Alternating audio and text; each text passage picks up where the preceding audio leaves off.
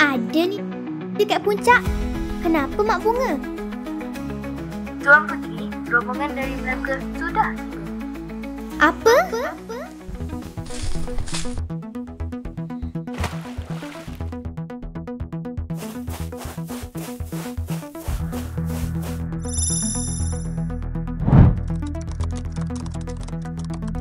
Mak Bunga, beri saya koordinat lokasi mereka.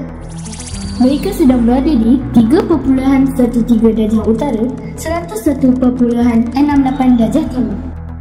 Okey, sedialah kamu semua. Elok benar saja hari ini. Betul tu Tua. Macam ada yang tak kena. Bunyi apa tu?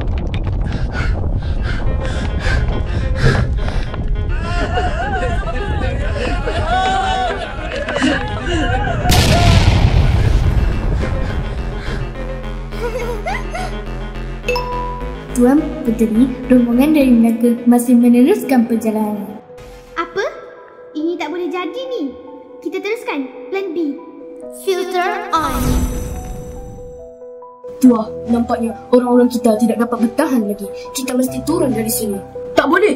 Kita perlu sampaikan utusan ini. Ini adalah amanah Sultan Melaka. Tua, siapakah itu di belakang sana?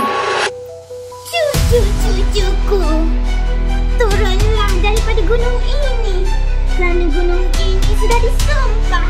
Matilah kamu semua nanti.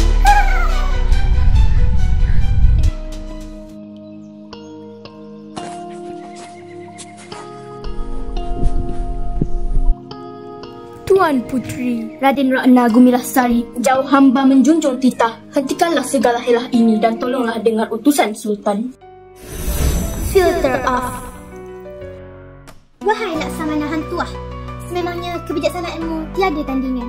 Tidak ramai yang mampu menyingkap helahku. Maka, sampaikanlah amanat Sultan kepadaku.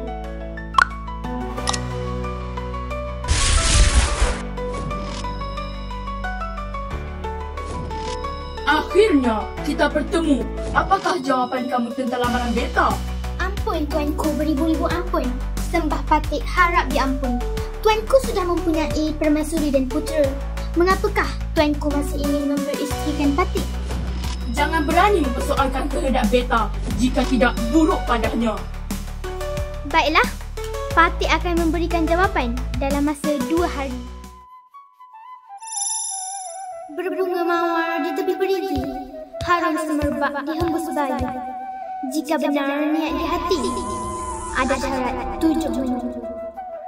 Pertama, sebuah jabatan emas dari Gunung Ledang ke Melaka. Boleh. Kedua, sebuah jabatan perak dari Melaka ke Gunung Ledang.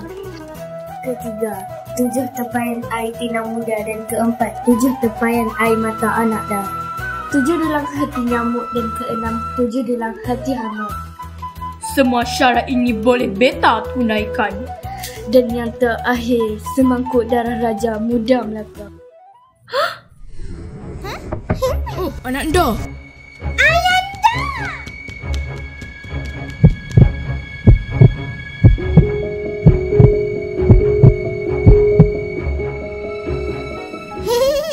Bidu anda, bawa telefon beta kemari.